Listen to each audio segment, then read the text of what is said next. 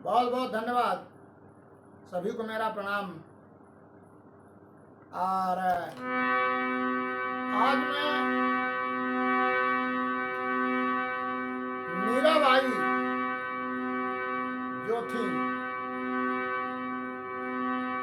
उन्होंने सारी उम्र बिता दिया भगवान को पाने में, भगवान की खोज करने में।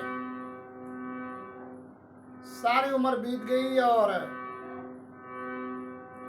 भगवान उनको मिले नहीं। एक दिन का दृष्टांत है कि मीरा पहली और दूसरी अवस्था बिताकर तीसरी अवस्था में पहुंची, बुढ़ापे में। लेकिन भगवान की चाह और चिंता में वो अन्य जल ग्रहण करना बंद कर दी। केवल उसकी एक ही चिंता थी कि भगवान हमको कैसे मिले।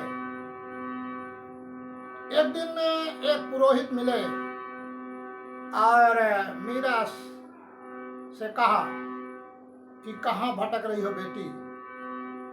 तो मीरा ने कहा कि मैं भगवान को पाने के लिए सारी उम्र मैंने बिता दिया, बचपन अवस्था बिता दिया, जवानी बिता दिया, बुढ़ापे में हूँ, लेकिन मुझे आज तक रास्ता नहीं मिला, रास्ता बताने वाला नहीं मिला कि भगवान कहाँ मिलेंगे। मैं दर बदर भटक रही हूँ, लेकिन कहीं भगवान नहीं मिले। तो अब उन्होंने मीराबाई को कहा कि मीरा देखो, जहां तुम जा रही हो एक बगीचा दिख रहा है और बगीचे में मंदिर है, मंदिर में भगवान मिल जाएंगे, तुम जाओ।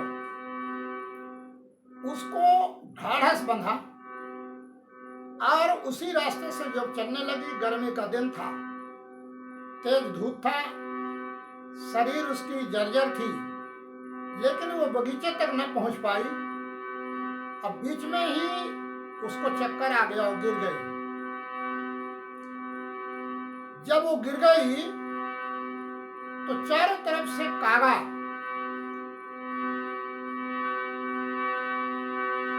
उसको घेर लिया कि ये लाश है, खाने के लिए मिल गया। तो चारों तरफ से कागा आकर उसको घेर लिया। तब मीरा कहती है, कागा सब तन खाइयो, चुन चुन खाइयो मांस, दो नैना मत खाइए, पिया मिलन की आस। मीरा ने कहा, ए कागा, मेरी एक बात मानना, क्योंकि भगवान को ढूंढने के लिए मैं निकली, लेकिन शरीर काम नहीं किया और गर्मी का सीजन है, शरीर काम किया नहीं और मैं गिर गई। तो क्या करना कि शरीर पूरा खा लो, पूरा मांस खा लो, लेकिन ये दो मेरे जो नयन हैं, आंख हैं, जो भगवान को पाना चाहते हैं, दर्शन करना चाहते हैं, इनको मत खाना। तो कहा क्या, कागा सब तन खाइयो, चुन चुन खाइयो मांस, दो नैना मत खाइयो, पिया मिलन की आस। फिर क्या कहा, मांस गया पिंजर बचा, ताकन लागो काट, आज हूँ दर्शन पाइया, बड़ मंद हमारो भाग्य। कहा, मांस गया पिंजर बचा।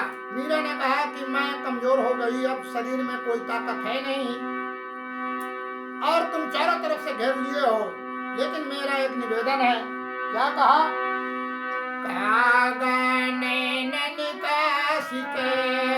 कहा, ये कागा, ये नैन को निकाल कर और मेरे प्रिय प्रीतम के पास पहुंचा दो। क्या कहा, कागा नैन निकाल के ले जा पिया के पास, अब पहले दरस कराई दे, पीछे ले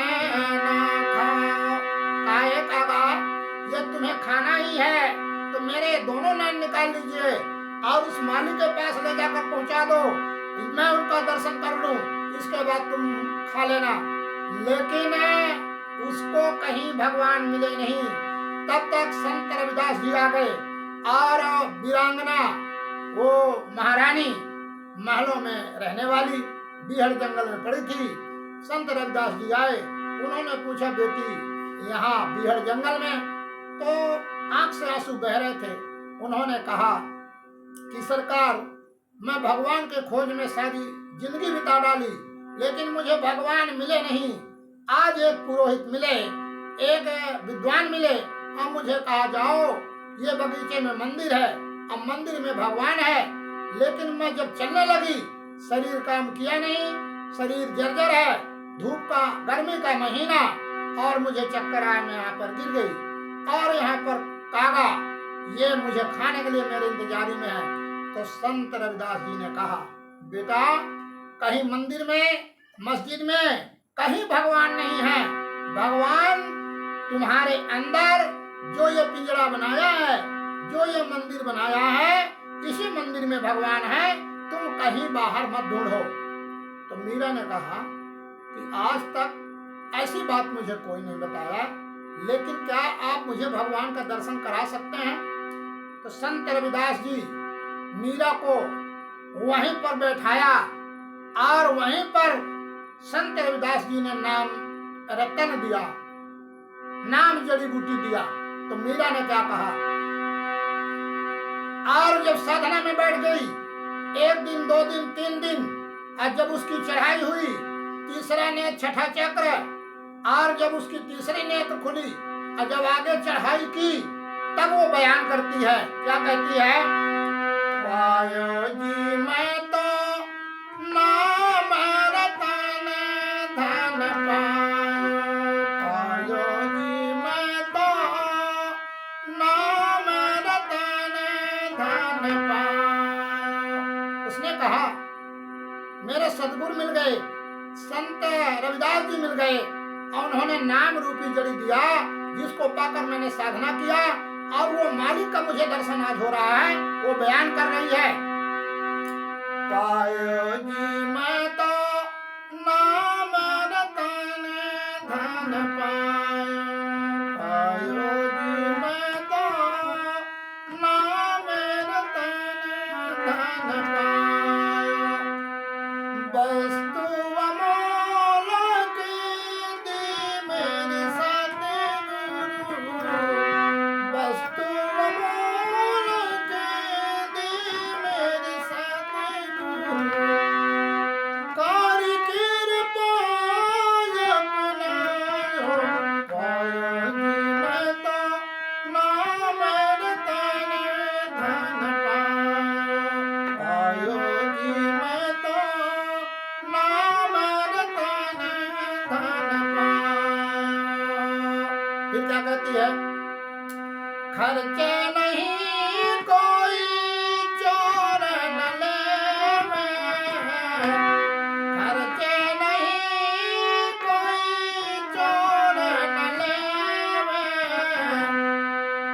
खर्चे नहीं कोई चोर न लेवे, और नित दिन बढ़त समायो, पायो जी मैं तो नाम रतन धन पायो, पायो जी मैं तो नाम रतन धन पायो।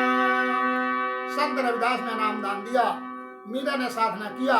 जब साक्षात भगवान का दर्शन हुआ, जब ऊपर चढ़ाई की, ऊपर के मंडल में पहुंची, तो देखती क्या है,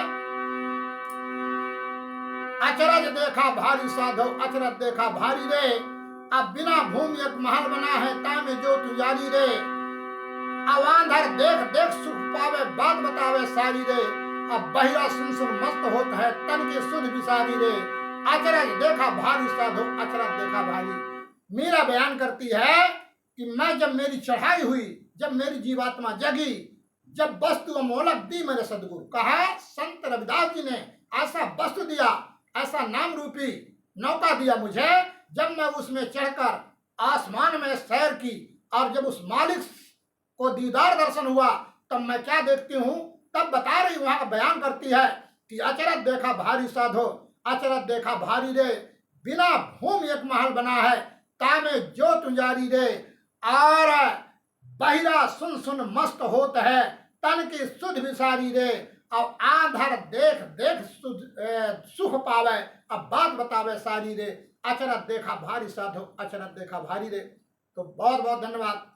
और हम चाहते हैं कि हमको आपको भी यदि इसी तरह के सदगुरु मिल जाए जिस तरह मीरा को मिले, अब मीरा को इसी कलयुग में वो मालिक मिले, तो हम सब लोग चाहते हैं कि इसी तरह हमको आपको भी सदगुरु मिल जाए, तो हमारा भी कल्याण हो जाए, हमारे जीवात्मा का कल्याण हो जाए, और हम भी इस भव से पार हो जाएं। तो बहुत बहुत धन्यवाद देता हूँ। मैं एक छोटा सा ये दृष्टांत एक संगीत के माध्यम से आपके बीच में रखा, और आप सब लोग मेरे इस दृष्टांत को सुनिए, और मैं निवेदन करूंगा कि यदि इसको आप सुनेंगे, यदि अच्छा लगे तो हमारे इस चैनल को सब्सक्राइब करें और आगे बढ़ाएं। मैं आगे के एपिसोड में बहुत अच्छा दृष्टांत लेके आऊँगा। तब तक के लिए मैं यहीं अपने वाणी को विराम देता हूँ। मेरे कहने और सुनाने में यदि कहीं छोटा बहुत शब्द निकला होगा तो आप सब समझदार बुद्धिजीवी हैं, आप सब मुझे क्षमा करेंगे। तो बहुत बहुत धन्यवाद देता हूँ, यहीं इस वाणी को विराम देता हूँ। जय हिंद, जय भारत, जय गुरुदेव।